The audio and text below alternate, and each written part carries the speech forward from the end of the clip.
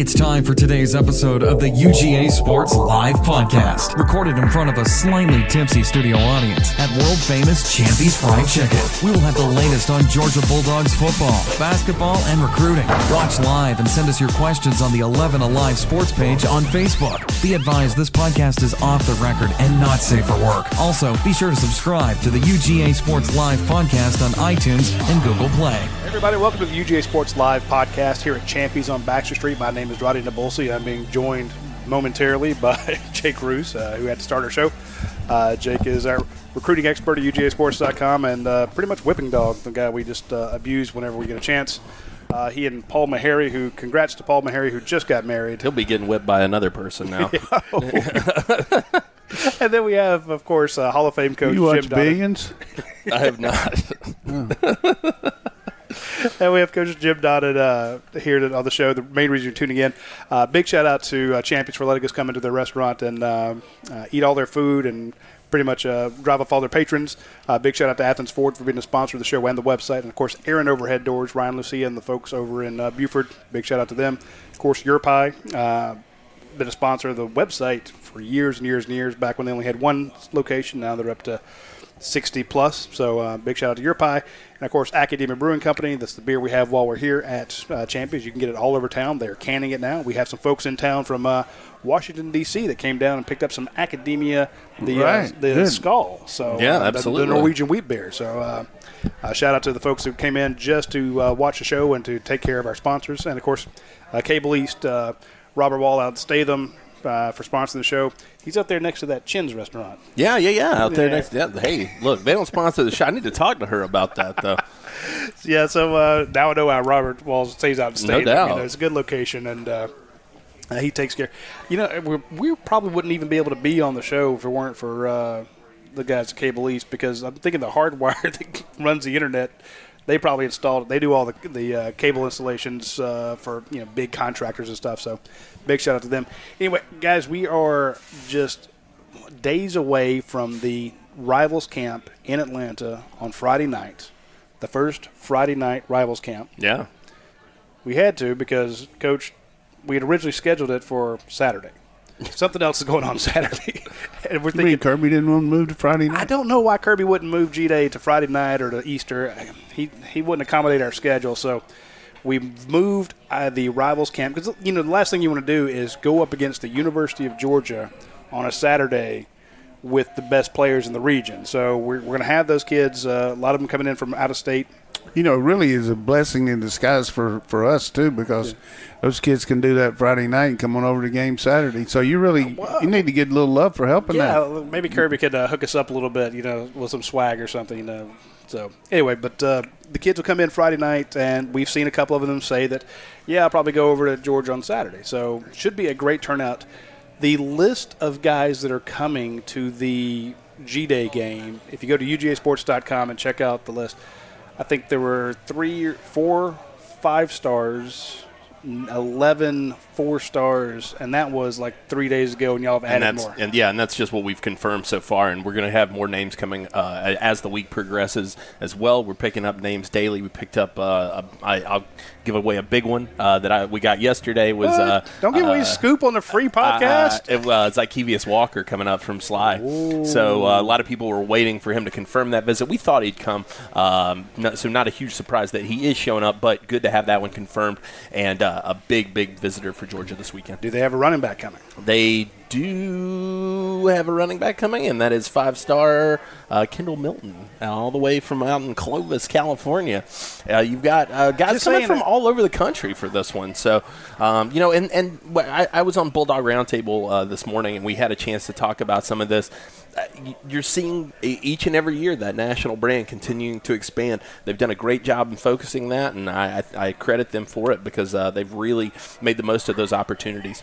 Yeah, I think 2 things there. First of all, you always look at position needs, and you look for the best players in the country at every position. And if you've got the right kind of situation as far as returning guys or guys that are leaving pretty quickly, then maybe some of these players around the country will look at you a little quicker. But also the history that we have at certain positions gets their attention right away. And then the other thing is we have such a massive ability to look around the country with the, starting with Marshall Malco, who's got so many contacts, a lot like you guys do with recruiting. I mean, he does with coaches around the country. And then you have the word association with Georgia being so good lately in the national forefront when kids are watching the big games.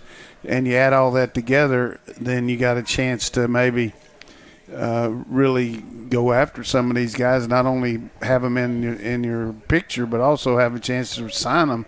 And then you add the fact that we're putting guys out in the pros, which is they're always looking at that too. So all of it put together puts us in a situation where maybe we might be a little bit more selective in Georgia, maybe too selective, and because we got that dangling out of maybe a little bit better player outside the state. But it's just a real fine line whether to stay on a great player hoping you're going to get him and maybe turning down a guy that you probably could get. So that's a real fine line. It's a tough balance to strike for sure. I would not want to be that guy. Yeah. I mean, this kid, if you tell him, give him the go-ahead to commit, he probably commits to you. He's a good player, you wouldn't be on him.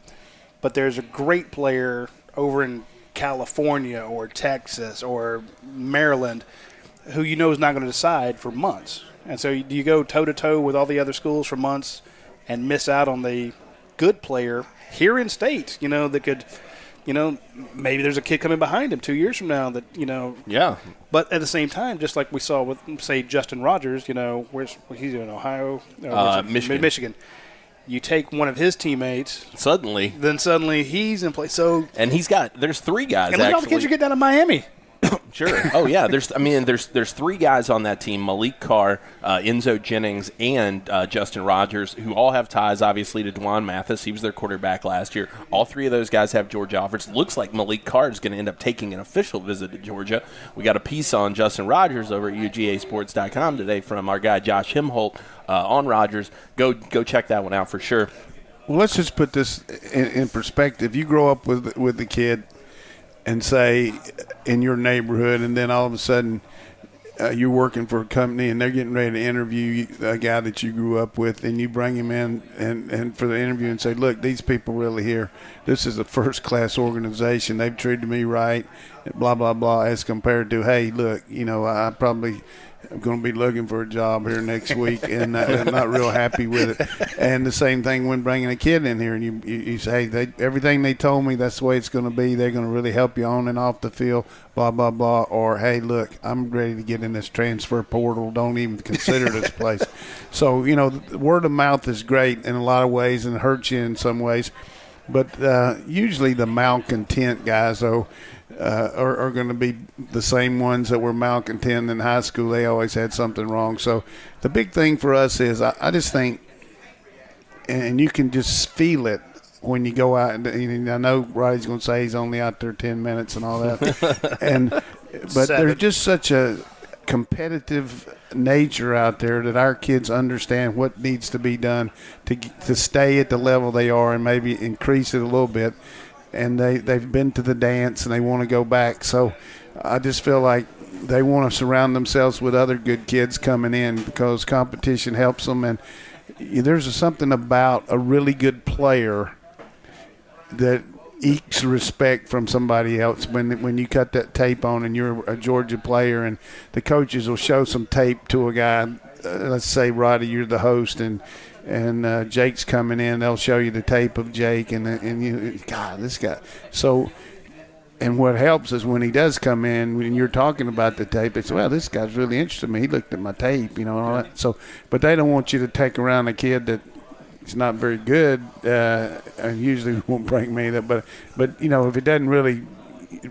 My point is, our players want to help get other good players here, and Saturday is a really good they will be hosting a lot of talent. Saturday is so good from a standpoint. You can bring them into a scrimmage or bring them in the summer or do that, but there's a different vibe in that place when people fannies are in the seats and you see that atmosphere. And like I used to take a guy in the middle of the field before a game and just put my arm around him and say, hey, how's this feel out here?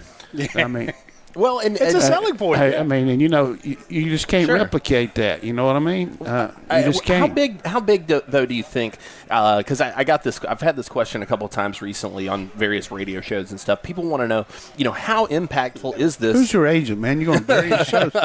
I mean, drop some lines here on me. Who in this or how impactful is something like G-Day in a kid's ultimate decision? In my personal perspective, I said it plants the seed for the kids. It's not necessarily a make or break event. It's not something that. Well, here's the first thing about it. Let's just put it in perspective. If you're in the 9th or 10th grade, which they're bringing guys in here that early, and that's the first thing you ever see and associate with college football, every place you ever will go after that, that's what you'll compare it to. Yeah. And if you've been somewhere else and then you come here, you're comparing it to that. And the thing that Kirby's established with that 93,000 is the fact that any place these kids go, they're going to say, God, I don't know if they really like football like they do at Georgia. Which is, I mean, we've seen that most of the bigger schools have big crowds, but it's just the symbolism of our fans are so hungry to be number one and want to and have real pride in it. And you look the way we built facilities and everything we've done, is that you got to use that to your advantage. This is the state university. This is the place where you want these people to come. And it's not so hard with Georgia kids, but an out-of-state kid, I'm telling you now, some of these kids go to schools or in states where football's not that big, and they go to a college game and there's 35,000 people there. I mean, and then all of a sudden they come in here, that gets their attention pretty quick. No, absolutely. I wanted to point out to you what you were kind of mentioning. G-Day, say G-Day's over, it's the fall. Well, it's Sunday. It's Easter. And somebody goes to UGASports.com and there's like, well, how many commits did we get on G-Day? Well, you didn't get any. And they immediately say it's a failure. Yeah. But what we noticed last year and the year before, I don't know that we had any on G-Day, did we? I can't recall. But there were some back. There were some within the week. Yeah. There were some within 2 weeks. There were some within the month. And these guys would go back and talk about that visit they had at G-Day. And then remember when Kirby did the 93,000, got the whole stadium sold out. Just about every kid we spoke to for a year mentioned that G-Day crowd. I mean, think about it. They're talking about a spring game, not even a real game. Yeah. They're talking about the G-Day game. So you bring them in with 50,000. Let me finish the thought, Coach. And then the players are released. To them, they're over. They had the scrimmage. One side won, the other. They're thrilled that it's over. I mean, let's call it what it is. They're happy that practice is over. Spring camp is over. They're kind of relieved. Now, a lot of them turn around and host. You got all these guys. Oh, yeah, sure. They go get cleaned up, and they go meet the kids. They're supposed to host that weekend. They walk them around. They hang out with them that night. Everyone has a good Saturday night. Then 10 days later, 9 days, whatever, how many days later, you have the draft. A lot of Georgia names are going to be called. DeAndre Baker will be in that room. Those guys are going to be drafted. So the kids that are coming in are going to see a big crowd, probably not 93, but a big crowd. They're going to get hosted by a good guy. They're going to see Georgia's name, players being drafted in the NFL. Then it won't be long before they're making a decision. Yeah, and I would add the one thing about that, because the reason I almost interrupted you, I didn't want to forget this, is every year Kirby's had something new that he's been able to promote at the spring game. The first year was a 93,000. Right. The second year he was able to show them the indoor facility. This is what we got to go along with our stadium. Now this year they'll not only be able to see the big crowd, the indoor situation, and then every time when they're moving around before the game, they'll be in the new locker room and recruiting room down there. And good ambiance right before everything starts, instead of standing out there burning your butt up and being hot and everything. You're in there in the air conditioning. You're looking at all these big screens. You're looking at all these uniforms. You're looking at all these different big, guys that have played ball here. And then the man takes you in his little enclave in there and tells you about I forgot about his little recruiting room in there. What it's like to be a dog and how you want to do it. So I would think that we're going to be in a primo position this year, whether we get the commits early. And the guys we're after aren't really doing that early. But I would say we're going to have a lot of bullets in our gun this weekend. Well, you mentioned how does the fallout from all of this happen? Let's take a look on last year. Tresman Marshall was really kind of the big guy who popped after G-Day last year. 427, he came on board. And even that was a fight to the end. You still had Tennessee. Yeah. Yes, he took visits to Alabama, Auburn. So the next one from that, Xavier Truss. Then you went on a tear down the stretch in July. So it's not necessarily. And How many of those guys visited? I wrote most of these guys visited. That's my point. And I wrote this up yesterday. That's why I was teeing you up. I know. I was teeing you up for this. So it's not a make or break weekend for you because and I get where people get concerned because, like I said, it's been a month and a half since you got a commitment. Meanwhile, Clemson is adding guys left and right. They're trending for guys like Brian Bresee, and they're trending for DJ. Out of California, right. Alabama's adding to their class. LSU's adding to their class. I just don't that you. I could understand why you were worried in the past. I think that this staff has earned the benefit of the doubt. No, because remember, when we first started doing this show, Georgia was struggling in recruiting. I say first started doing it. We first started doing it with Coach Donnan. They had a horrible spring, and people were freaking out because the team had gone 8-5, 7-5 the previous season. They weren't recruiting well, and everyone was like, "Well, we know Kirby can recruit. The jury's still out on whether or not he can coach." And all he did after that was manage to sign back-to-back number one classes. Last spring Georgia wasn't sitting pretty. The spring before that, they weren't sitting pretty. Again, my point is, when you have a coach that is as successful a recruiter as Kirby Smart is, like you said in your article yesterday, go to UGASports.com, read the 4 Down Territory. It's a great article. The not having 13, 15 commits in April is not a big deal. My point, and that's why I'm bringing up what you wrote about, I'm just trying. If folks leave the show with one thing they remember today, it's progress will be made this Saturday. Yeah, it will be made in the following weeks. It'll be made at the draft. It will be made with all the contacts.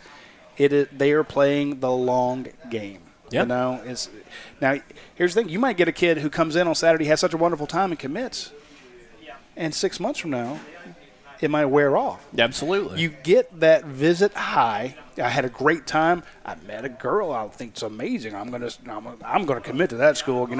Oh, this guy, we had so much fun. So and so says when I get up here, he's gonna take me fishing. I'm gonna commit to that school. Yeah, no, just again, take the long view like Kirby's doing, because here's the thing. You're going up against Alabama, who's also doing that. You're going up against Clemson. You're not going up against Middle Tennessee State. You're not going up against Presbyterian. Yeah. You're going against the big dogs, and some of these things are going to be a fight to the end. You're recruiting nationally. And you're better served getting guys on signing day like George Pickens, who ended up flipping to you. You're much better served then, right. Rather than having to fight down the stretch. And I think that that's part of what this staff has taken into account is, you got the wide net cast right now. See how it goes. And then when the season starts to get a bit closer, as the end of summer comes up and these guys get a chance to come by and visit, now you start whittling down your list. And I think let them go through that July. Well, you saw all those guys that committed in July. Yeah. I was out of town for all that. It was glorious. Yeah. Actually, I'll go out of town this June and July, so there will be a 2-week period where you guys can handle all those commits. So, Kirby, that'll be another favor you owe me. But point being, when you look at what they did over the summer, how all those guys had visited elsewhere too. A lot of Georgia fans freak out about a kid who's, you think you're leading for, and all of a sudden he's at Tennessee, he's at Florida, he's at LSU, and you start getting worried about it. It's like, no, let him go and see what, as Coach Donnan just said, he's got Georgia in his mind. Here's what's there. I'm going to go compare. Yeah. I think there was there's a jeweler commercial in Atlanta that for years and years drove me bad because the guy's voice was nuts. But it's like, go look everywhere else, then come see us. Yeah. Check everywhere else, and then because they were just confident in what they had to sell. And I think Kirby's like, look, go take your visits elsewhere. That's fine.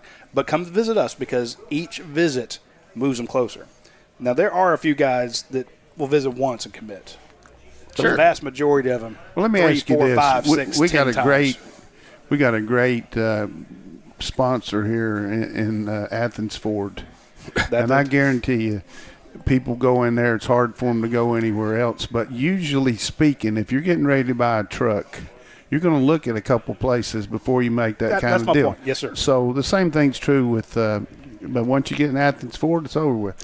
But the difference, You're going to commit on this spot. The difference nowadays, these kids do have a lot of choices, and everything that they do is a lot more open because of really good reporting by guys like you, and because people are just fighting for the words, and these kids like to talk about what they're doing, and it's a one-time life experience, and they love it. So we just know a lot more about these guys, and it's an earlier process, and there's not any real set way about where a guy's going to, how he's going to commit or what he's going to do, and you don't know what the school wants. And it's like, I've told you before about Dean Smith. When I was in North Carolina, I thought we had a really good kid we were trying to help him with in basketball because we had a good football player.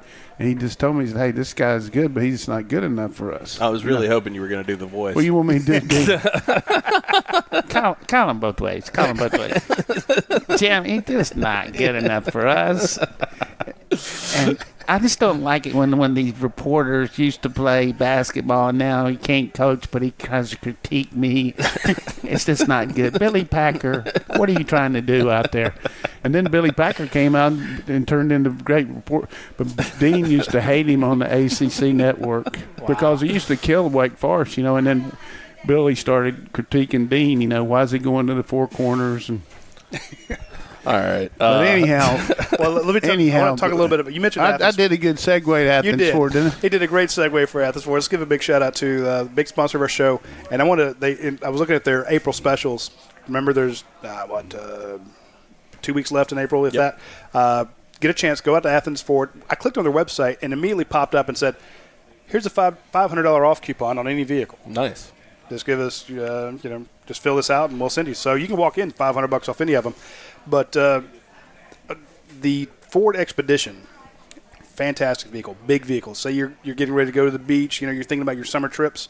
You're thinking about taking your kids, their friends dog. Maybe you're a trainer and you got to drive all your kids to these campuses. Well, the campuses, not only that, or you're taking, it's baseball season. Yeah. You got to take these away games. I know that my son's in track. You can't be a coach without an Expedition. I'm just saying. The Ford Expedition, the Limited and Platinum, both packages, $11,000 off. It's a fantastic vehicle. It's a little bit bigger than I need. I only have the one kid. And he's not very popular. He only has like one friend. So I don't need anything bigger than a Ford. Damn. He's a little girlfriend now. So, there you go. All right. Shout out. So I need the Expedition to keep them far apart. Yeah, there you go. You're in this row of seats. You're in the other row of seats. But if you get a chance, swing out by Athens Ford. Check them out. As Coach said, there's nobody better when you go out and sit in that. Again, they're not high pressure because they know what they got to sell.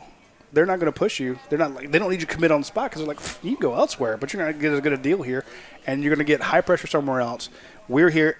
Again, they're playing the long game because they don't want to sell you just one car. They want to sell you 10. Yeah. It's like buy one now, 5 years from now, 10 years from now, buy another one. You're going to have such a good experience that you're going to keep coming back. That's a long-term process. That's what they do. I mean, you can sell somebody once, and have them resent it, or you can sell them 5 times. And their friends and their family by treating them right, and that's what they do at Athens Ford. By the way, I want to give a quick shout-out also to Champies. We're here today. It's Tuesday. That's 75-cent wing night. We got the wings right here in front of us. They're excellent. Really good. $15 buckets of Bud Light, or Mech Ultras tonight as well. So make a point to get out here for wing night. Hey, look. Some people have to work. They can't come out during lunch. Kirby Smart, Kirby Smart feels it's good enough to serve to these recruits who are coming in. You talk about he serves the recruits, to the staff, to the players. I'm just saying. He's a big Champions guy. Well, his wife has it at the tailgates, from what I understand from Josh Collins, who is around there delivering some stuff. But I was going to listen to you make that talk about being sincere and being. But has anybody? I'm sure plenty of people on the podcast and watching us, you've had something where you bought something where somebody talked you into it. And that's the worst feeling in America, to leave someplace.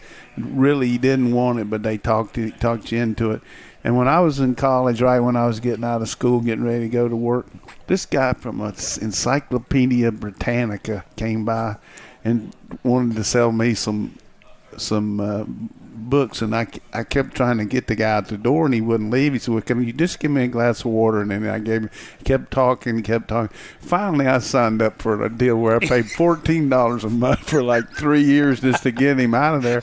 And after it was over, I was so mad thinking about so I know how I felt. So I used to tell players that about if somebody's got to talk you into coming to their place, how are you going to feel about it? Exactly. As compared to the next day, you can't wait to get up and tell everybody how proud you are to be signing with us. You know, if somebody's got to talk you into it, it's not worth it. All right, we got some great questions that I want to hop right into. I've been waiting a long time to tell that Britannica story. Ronnie Brown, who always has some good stuff for us, he says, Coach, which group or side of the ball do you think Kirby and Staff are looking at hardest during this year's G-Day game? Do you think there's a particular position? And he says, also, other than no injuries, what are some of the things that Coach wants to see from younger guys during the spring game? Well, that's kind of an all-encompassing deal, but I would think, number one, you want to see how these the second and third quarterbacks react, because we got a given there in Jake Fromm, and we've seen Bennett last year a little bit in the G-Day game, but I would think that would be a real critical issue. Also evaluate the 14 new guys, how they're going to be able to go. Of course, 2 of them aren't going to be able to be in there because 3 of them counting Ryland Godey. So I think it's just going to be a situation to evaluate that. And then you're looking for a clean situation, how, an operation. It's not going to be the same because you're going to have 2 actually coordinators. One Coley will be for one team, and then, I don't know if it'll be maybe Dell and Hankton with the other team, and then Lanning, and then, but, they spread it up into teams. It's a good way to practice communication. But I think overall just the competitive nature of it and how they react to different situations will be the number one thing for me. And then as far as some things that I wanted to bring out about the spring, people have asked me, how's Notori Johnson doing? He's a guy that switched positions last year to help the team defensive-wise, and I've talked to coaches a little bit, and I've also watched him out there. He's a guy that's really a team guy. He's practicing hard. He's thick in the middle. He takes up some space, and he's working hard to learn the system, and I think down the road he's going to help us a little bit, particularly right now from a depth standpoint. So I would say I'm pretty much in his favor from a standpoint in a backup role, but he can help our team next year. Another guy that people ask about, how about Waltire? He's a guy that you brought out the fact that he would be a gray shirt and coming in. And the first guy to tell everybody was Jake Cruz that he was going to be here this spring. He needs to get a little more size as far as weight, but he's really doing a good job of playing technique, and Trey Scott's doing a good job working him, and the older guys have helped him out there. They're showing him what to do. So I think those are 2 guys that people ask about. And we get a lot of questions about them on the event. And then some people have asked about, why isn't Otis Reese out there? What's going on with him? And unfortunately, he's got mono and is going to be out, for a little while. And tough. I know that you've had that before. And so there's nothing you can do about that. But he's really had a good spring, and I hate to see that happen. But so there's a little couple updates that you get on our show that maybe some other people. Yeah, I didn't know any of that, so that helps. That was an update for us as well. That's why we have him on the show, folks. Another surprise to me, that's not a surprise, but you hear about all these linemen, but I think Wyatt is starting to really make a move now, and he's not a starter, but he really is a lot more settled in the offensive line, so that helps us a little bit, the way he's done out there. So I hope. Well, no, you need the body. I mean, you're just. You're light out there with David Marshall being out, Junior Rochester being out, and having Devontae come in with his great feet on a kid. And Demetrius Robertson has had the kind of spring that he needed to have. Oh, nice. You hear Kirby talking about him. The coaches continue to talk about his big playability, but also his overall knowledge of the system. He's a kick return guy. He really has benefited from being here a year, and I think we've seen his potential. But there's a lot of difference between performance and potential, and I just feel like he's earned his spurs a little bit out there, and I think he'll help our situation. When you add Cager, and who is not a a freakish athlete, but is a big, tall guy. And George Pickens to that group of Holloman, Robertson, Tyler Simmons, Landers had a good spring. Yeah. I think our and you add Werner in there, who's really a guy capable of splitting out a little bit too. I just think we have a lot of weapons there. Swift's had a good spring. I've been bothered a little bit by his ankle, but I'd be surprised how much we see him Saturday because, to me, he's like. Why would you put him out there? Just like Robert Edwards. I mean, I told Robert, I said, hey, it's all right with me if you missed the bus to the spring game, but I did tell him that. Did you see? Because we were going to Clark Central for the okay. game. And if you miss it, then you say you couldn't find Clark Central. But he came in here, but I didn't let him play.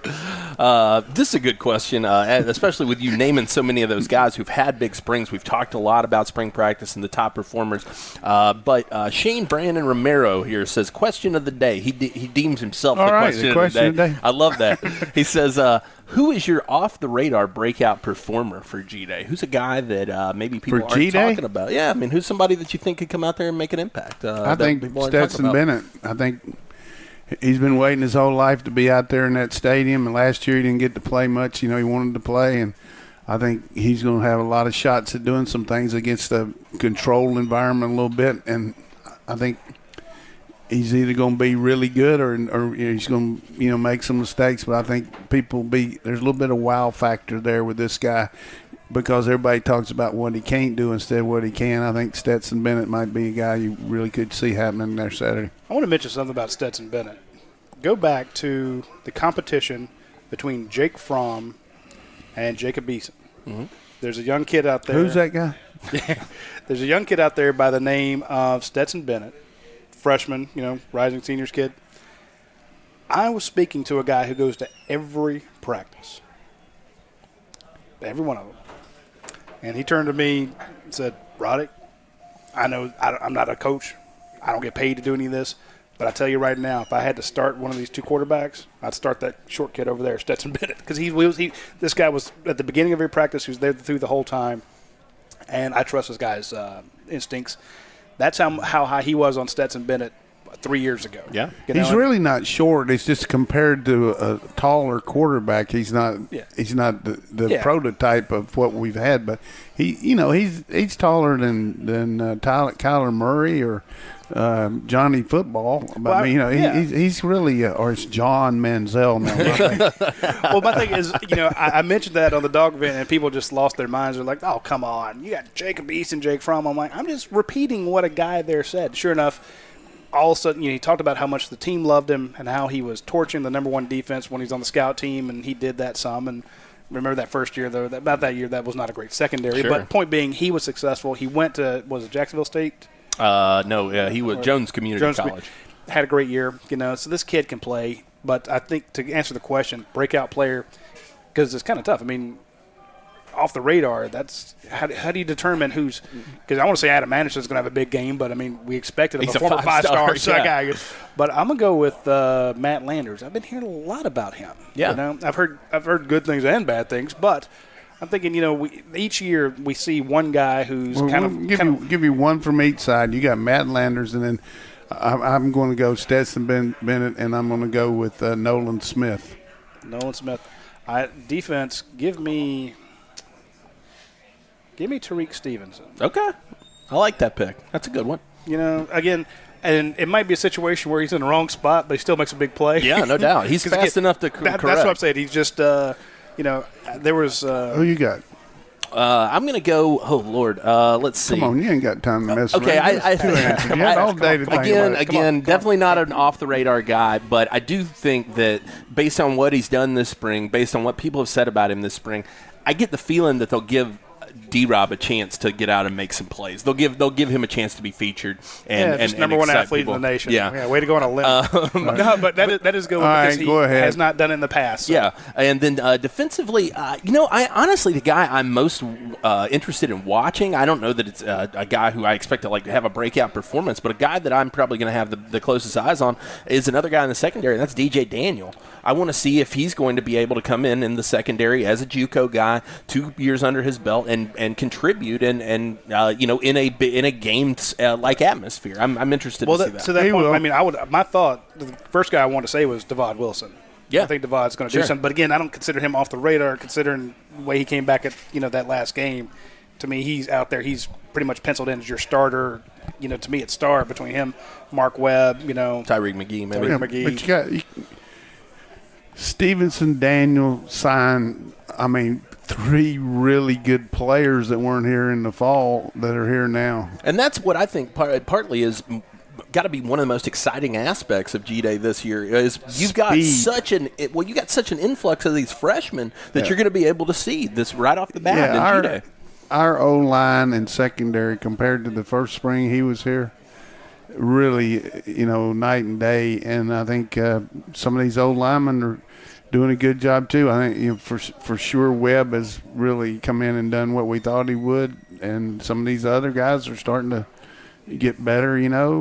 We'll see how they do. Jeff Dyer's going with James Cook. He says, "I want to see what James Cook." Well, I mean, James Cook's looking good. It just depends on how the chips or how the cookie crumbles. Who are you going against out there? Who's on defense? As all of a sudden they pull the second team out and they got the third team secondary, and now you got a first team guy against him. So it's a lot of it's wheel of fortune where it lands on what play call and everything. But we got explosive playmakers on both sides of the ball, and I think leaving the stadium Saturday after the game, the one thing that'll be overwhelming for anybody that comes would be the way our team looks physically and the way we can run. When you leave that stadium, there isn't any doubt that Kirby Smart has his footprint on the talent level. Man, when Kirby Smart actually mentions the speed of the secondary, you can tell that he doesn't want to give him too many compliments. But to your point, and you called this months ago, you said we're going to be so much faster in the secondary. And sure enough, that's what Kirby Smart's talking about. And the build-up at linebacker, too. Yep. I mean, nobody's talking – we didn't mention Dean, but everybody talks about it. He makes play after play. And Tyndall and Walker just really doing well to go with Monty and Crowder. So we're pretty good on defense. Yeah, you're going to be okay. I want to give a quick shout-out to Aaron Overhead Doors, big sponsors of our show, big fans of the website. I don't know why. But Riley has been very kind to us, very, very good to sponsor our show. And I'm always excited about talking about them because of just the crazy ratings they get. And they're not one of those companies that's going to hit you up 5 times after they do one little thing for you. Go, please rank us here, please rank us here, please rank us here. These are actual genuine reviews where people have a good experience with Aaron Overhead Doors, and they go to Yelp, they go to Google, they go to the Better Business Bureau, and they rank them 5-star, 5-star, 5-star. I clicked on their page just now because I wanted to talk about this. I saw it the other day. The minute I clicked on it, the little window pops up, says, what are you interested in? How can we help you? And it's, do you need an installation? Do you need a repair? Do you need service? Do you need your door opener fixed? And you think about it sometimes like, what do I want to call somebody because my garage door opener is not working? Again, this is a customer service company. They'll probably come out and do that for you, in a heartbeat. They're not going to be like, well, if you're not doing a, $2,000 garage door, installation replacement, they'll still come out and do it. So, again, that's why they get those 5-star ratings. And I've read a few of the Yelp reviews are like, hey, they came out and they fixed something. They didn't even charge me for it because it was a small thing. They've had some others where they're talking about, the service technician that came out was so courteous and explained everything that was going on. So if you get a chance, just read the Google reviews. Those are the same reviews you would want if you were a banker, a lawyer, a street sweeper, the type of reviews they get and the people who rave about them. This isn't the, hey, you bought something on eBay. Can you please give me feedback, so I can run up my fake review chart? No, this is actual legitimate, sincere reviews. Coach was talking about sincere being earlier, about guys being sincere. This was the people who were responding to Aaron Overhead Doors. These are sincere customers who appreciate the customer service they got. So if all those people can give them such a high ranking, give him a shot. Give him a chance. Ronnie Brown says he's looking forward to seeing if LeCount is going to have the game slow down for him a little bit on Saturday. Gerald Shepard says he's looking for Charlie Warner to have a big game. Well, here's the thing about LeCount, though. He had so many opportunities last year to make tackles because we missed so many inside plays with our linebackers that, you're going to fail sometime. You can't just tackle it. I mean, there's a reason those guys are on scholarship running the ball and catching it. Yeah. And it's hard to get them down. So I think he's going to benefit by better inside presence and by a better pass rush. We probably won't be able to see the pass rush Saturday that we will against Vanderbilt because I think they'll control the pressure packages and, not want to put too much pressure on these young quarterbacks. So you'll see probably some four-man rush, and then everybody goes, hey, what's wrong with the pass rush? Hey, they're not going to call me. That's what we're going to lead the story with. Okay, but Georgia post-game analysis, Georgia has no pass rush. If we have a lot of balls, a lot of, they don't let them hit the quarterback. If we have a lot of sacks Saturday, I will be concerned. Jeff Purcell says, after watching his interview, I'd love to see Nate McBride have a great game. I think a lot of people would. He won over a lot of people with Well, Nate's got a good team attitude, and, I was glad he was interviewed, and he's done a good job on the special teams. And I think our special teams next year are going to be in a different planet. Two great kickers. We got a plethora of guys that can return kicks, and we got some guys who want to make the bus, make the trip. There's 70 on the trip, and that's the way you can make it, be a special team star. And we got a lot of guys that get good experience playing there, and that really helps them. Good question here from Chris Metcalf. Not one we get a lot, so I do want to get to it. He says, Coach, how is the nutrition program now compared to when you were coaching the Dogs? I thought he was going to ask about me eating those French fries in the break, but I had to get a couple there. That's why we have commercials, so these guys can eat the fries. But I take off my mic so you won't hear me crunching them. But, we always had a good situation here. Mark did a good job with that. And then Rachel was one that worked with him. Rachel has a place out in Watkinsville now, and I'm sure plenty of you have gone to eat. But we never worried about the food. It was always great. And, nutrition as far as what the guys ate is different now. I mean, we had a fat man's deal where a guy couldn't get extra helpings and stuff like that. But it's just unbelievable now, all the different ways these kids are build up their fuel. There's so many different places around the school. Over at the basketball arena, they can pick up things. Any sport can go by there and pick up a grab and go. And there's just no reason not to be able to have a good nutrition program with the money we got, and we do a great job with it. And I think it's really the kids look like it. And we don't have a bunch of big old out of weight guys and overweight guys, but as far as when I was here, I mean, we ate good, coaches and managers and trainers and players. I think that is the one thing that could put Georgia back over the top. Reopen Charlie Williams. Yeah. Reopen Charlie Williams, Pinecrest Lodge. With everything you got going on right now, that would do it. I think that it's progressed just so heavily across the course of college football in the last 10 to 15 years that it's almost night and day from, with the focus that we're seeing and the number of people on the staffs. And well, you get that. Plus, here's the thing, I think that the way the players are bigger and faster than they were then.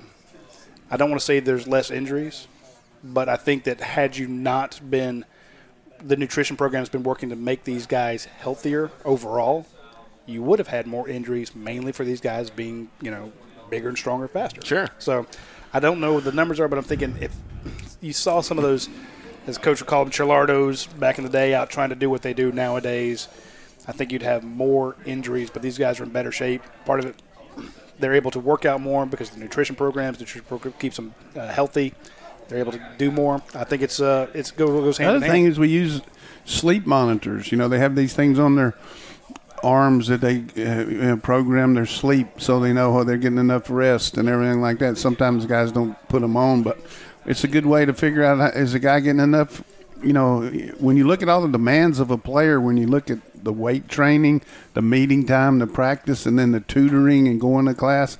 How much rest are they getting? That to me is more important, the sleep part, than the eating, because they got to get the maximum rest. And Kirby does a good job of monitoring that through with Ron Corson. And the other thing that's different now, because used to be spring practice was just bludgeon, because you weren't worrying about a game, so you maybe not, you're always worried about injuries, but you had a lot more contact in the spring. And now, because of the concussion situation, they've outlawed so many contact periods in practice, so you don't see near as much contact in practice in the spring. And I think it's good, because you see more and more kids make it through the spring without an injury, and they're able to go full speed, and our coaches do a good job evaluating them without actually having the contact of them hitting the ground. Got a lot of recruiting questions I do want to get to. We'll hit those in a rapid fire, but I do want to put this one at you too, Coach, from our guy Ronnie. He always had some good ones. He says, Coach, how does a co-coordinator situation work out in game? Does one help more in pregame prep and the other call plays, or do they share the in-game responsibilities? How do you sort of balance the dynamic of the co-coordinator? Well, a lot of it's based on practice organization. Like, you have certain areas in practice that you're going to do. Let's just put it from Glenn Schumann's perspective, being a co-coordinator with Dan Lanning. He might be responsible for setting up the practice script. A script is where you list the play that you're going to go against based on the tendencies of the other team and the defense that you want to run against it, so the scout team can get ready to run it, and you won't spend a lot of time in practice getting your own team. So you'll script out like 15 plays in this period.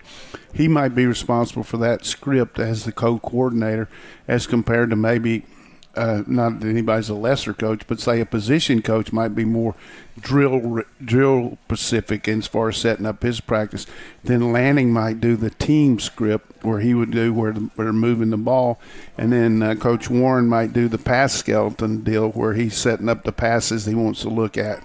And conversely, on offense, Coach Pittman might be working on the goal line offense script. Coach Hankton might be doing the pass skeleton, and Coach McGee might be working with getting everything ready for their third down plays. And then Coley looks at all of it and then puts it together, but saves him a little time instead of trying to put all of that together, because they're running over 200 plays in the practice. And we run so many plays, it's just hard to keep up with it as far as the outside or what's next, but it's all organized and scripted, so you're not just counting on memory, and you practice calling the plays accordingly, where these coaches assist you in setting it up. Does that answer it? Yeah. Fantastically. I had no idea any of that. So. And here's the thing that I like about Kirby, and I try to do it as a head coach, but some coaches are involved in other things. But before practice starts, he will meet with the defense for 30 minutes, and he will go over that script that they've set up, and he'll look at it, because he's the head coach. He's got to be ready for scout teams and all that and everything. And he'll say, well, why were you doing this? Why were we doing that? So before practice, they can explain why they're doing it. If he doesn't like it, they'll knock it out. Sometimes you take those plays, or he might, hey, we need a couple more plays in team pass. I'd like to see cover two banjo in this, and he does the same thing with the offense. So preventative maintenance, so to speak. So when you go out to practice, you've had the position coach get the drills ready, you've had the co-coordinator set up the certain segments, and you've had the coordinator put it all together, and then the head coach looks at it for his approval. There you go. If you're not going to get that anywhere else, folks. You really won't. We don't know that. I had no idea any of that happened. So, good question. Thanks, Ronnie. I tell you, the other thing that I like about our practices with this indoor facility is up on the big screen up there, it'll have what's coming up next, where you're supposed to go, who's going to be where, what field you're going to. So you might not be in a rep, but you can look up there and see just in case. So there's no lollygagging around. Yeah. Coach is going to be on you, hey, we're going to field too. But all of a sudden, if you're in the indoor facility and then you got to be at right up there near Lumpkin on that third field up there, you better get on your horse. And some people that don't like that are the O-line when they got to jog from the third field all the way over there. Let's do everything on field one. Yeah. So the indoor is good, but all of a sudden it's not good when you got to go. And the thing about it, you want to save time. So if you're taking 2 or 3 minutes extra, all that to get to these different venues, but it doesn't look I've seen a lot of practice organization in my time, pro, college, everything else, and camps and stuff like that. Our practices are max organized. Not surprising for a guy that pays that much attention to detail. All right, hit us up with a question. All right, Chris Metcalf says, is the Big OT committed to Ohio State a real possibility? That'd be number 1 offensive tackle in the nation, Paris Johnson. I'm going to tell you that I am not writing off the possibility that he could be in town this weekend. I do think that there's a little bit of smoke going on there, and we're definitely looking into that as well. I just have a hard time with, a kid from Ohio. It's tough. He's been committed early. Mom's up there.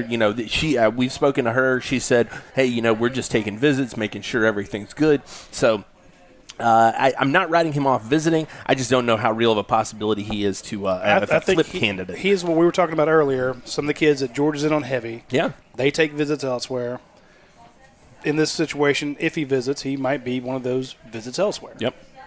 Georgia, and you are that school sometimes. So who did you tell us about last week? There might be a possibility coming on board there, the kid from Texas and Radledge. Yeah. So it's interesting that you mentioned Akinola Ogunbi, I think is how we're saying his name, the 4-star out of Sugar Land, Texas, a kid who I'm really looking forward to, how this ends up playing out with him, because a lot of people thought he would go to the Oklahoma spring game this past weekend and go ahead and pull the trigger there. He didn't.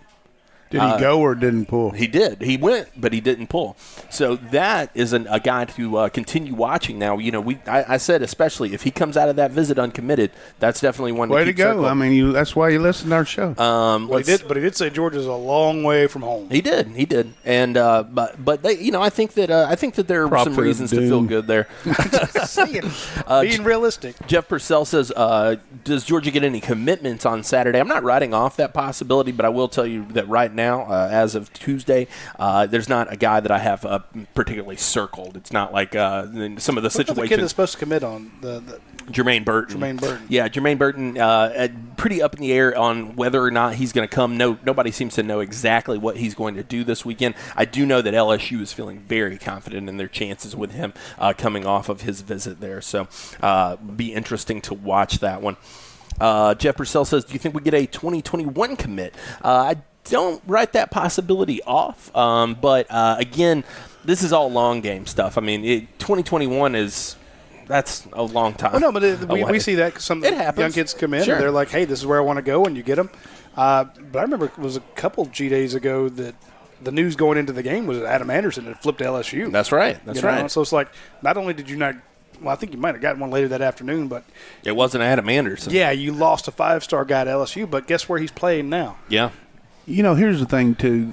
I think that I used to always talk to our coaches about it, and sometimes you got to be – when you go to the game Saturday, just be glad who we got.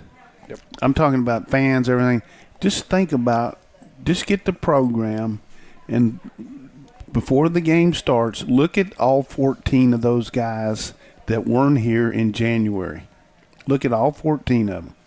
N'Kobe Dean, Webb, Tyreek, Johnson, Smith, all of them. Just look at them and say, golly, can you imagine who we got, where they could be? Look who else wanted them. Yeah. Stevenson, Sign, all these guys, they're on our team, and they've never played in a game, and they got 3, maybe 4 years here. I mean, we got 8 more coming in. Yeah.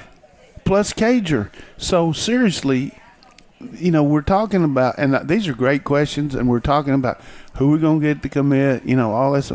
Man, let's just, hey, this is G-Day, but it's also Thanksgiving. Get the turkey out, man. We got some players. I will say 2 guys I would watch out for just as possibilities in 2021 because I do think that they're both leaning pretty heavily for Georgia. Marius Mims out of Bleckley County, and then Micah Morris out of Camden. I think that those are 2 guys to So tell me, I'd be very happy with that. Yeah, tell me about what the fans can expect from our site here from Friday perspective at that rival site here. What are we going to get to as far as feedback? I mean, are you going to have a constant thread, or are you going to tell us the next day, or what are you going to do? Well, what Jake will do, I'll speak for him because he got stuff to. Because I'll just be down there glad handing, folks from rivals trying to, get more T-shirts and stuff like that. The kids will come in. We will speak to them before the camp. So you're going to have the state's best, the region's best players in this area coming out to the rivals camp. Very similar like they came out to the opening for Nike. We get a lot of the same kids. We get a lot of kids that didn't do Nike. They'll come to rivals. So they'll come out. We'll do a lot of interviews with them as they are warming up because they're going to compete. We don't want anybody out there getting hurt. So they go through a pretty good warm-up. They go through some individual drills. While they're doing that, Jake and our guys will knock out a quick hitter.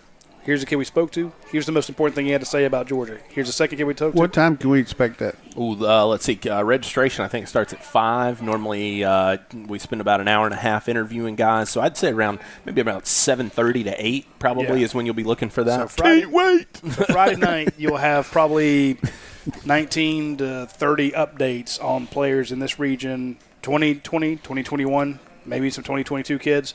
Because, again, this is invitation only. This isn't open to everybody. We've already had that camp in Atlanta. A lot of guys. You got to be invited. So you got to be invited. It's free. So we're not trying to make money off these schools like a lot of these camps, like a lot of these kids. There's a lot of promoters out there that have camps, and their whole point is to make money off the kids. Sure. Oh, yeah, we're going to send your video to colleges. Colleges never see it. This is a situation where, and trust me, all eyes will be on who the top performers are, how these kids did. And then we will break those tidbits out into bigger stories, because, we'll tell you the most important thing he said, but there's a lot that these kids say. They'll talk to us for 5 minutes, 10 minutes. So we'll have full stories coming Saturday, Sunday, Monday, Tuesday for, a good week. Is Beck coming to this? Beck will not be at this one, I don't believe. But a couple of names. I'm just looking at our list here. I won't give everybody away, but Arik Gilbert is a guy that everybody will be looking forward to seeing what he has to offer. Tank Bigsby out of Callaway is another guy that I can't wait to see. B.J. Ojolari is a guy we talk about a lot. Murphy will be there, Miles Murphy, so that's going to be a big one. And a couple of Georgia commits as well in Jamil Burrows and Nazir Stackhouse. So going to be just because we got loaded up hey, day. That's another thing that you wrote. That's another thing you wrote. I'm not going to I'm trying not to give the whole. Just saying. We're not getting enough credit for Stackhouse and Burrows, I don't think. I think sometimes the tendency is, hey, those are 2 good players now. Cut the huddle on. Cut whatever you got and watch those 2 and think about it. Plus the ones we got last year. I mean, we got some D linemen coming in here. Well, what'll be fun is after in a couple days after that camp, if you go to UGASports.com, you'll be able to watch the one-on-ones. These guys, I know you don't like them, but it's I like fun. one-on-one pass, the passing, but I don't like the pass protection. Yeah, it's not run blocking, but it's good to see these guys move, and you can see, is Ratledge coming? Ratledge is unconfirmed as of yet, but it would not surprise me to see him show up. So if you had a Tate versus Stackhouse, it's fun to watch stuff Absolutely. like that. So again, it's not life or death, but it's fun to watch. So anyway, point being, there will be a ton of content coming from that, plus a lot of stories, and then of course we'll have our our full G-Day coverage the following day. So are you guys on after the game? Yeah, we'll go live. Yeah. We got nothing better to do. Yeah, what a calm evening we've got ahead of us. I like it when you guys do after the game. I like it a lot more when we win. I might be headed to Urpi or Academia after the game, though. Speaking of Academia, when you get a chance to go out there, I saw they had this yesterday.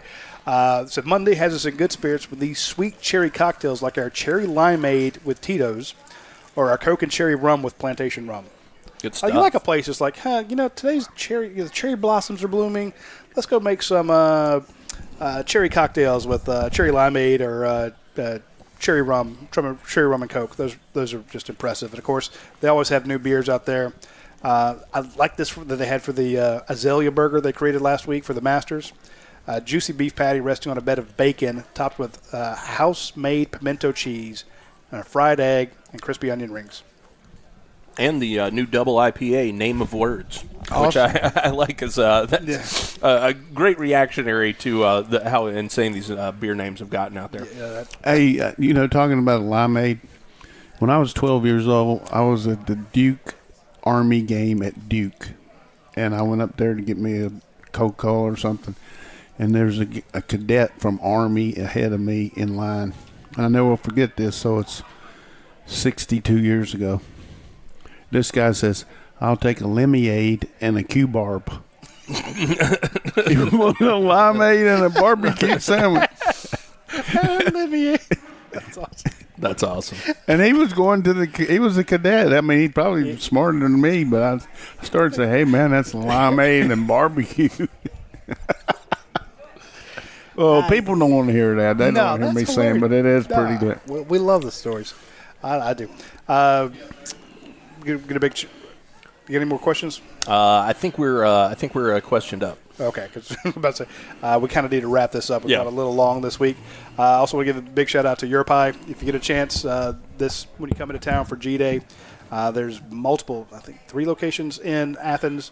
So you can stop, of course, by Champions or Academia. But if you're on your way out of town, or if you're looking for a great tailgate, swing by Your Pie. If you got a bunch of different people and you're like, well, I don't know if someone's going to want this, and then that person always wants bacon, this person's a vegan, that person has a gluten allergy, you can go buy any of the Your Pies and they will make a custom pizza for you or a sandwich. They do have sandwiches, and they even have dessert. So we get a chance. Use the app. You can order ahead and have them all lined up. It doesn't take very long. I mean, by the time you tell them what dough you want, what sauce you want, all the toppings on it, they turn around, they throw it in the oven, you walk down, you pay for it, you go get your drink, you sit down. 2 minutes later, they're walking up to your table giving you a fresh pizza. So it doesn't matter how many folks you have. If you get a chance, swing by Your Pie. It will be life-changing when it comes to pizza for you. I guarantee it. And if you want to open one, hey, talk to Drew French. He'll set you up. Anyway, next Tuesday we will have a G-Day wrap-up, a Rivals Camp wrap-up. We're going to have a lot to talk about, so be sure to tune in next Tuesday at noon. Take care. That's it for this episode of the UGA Sports Live Podcast. Tune in next week for more Georgia Bulldogs news and notes from Athens.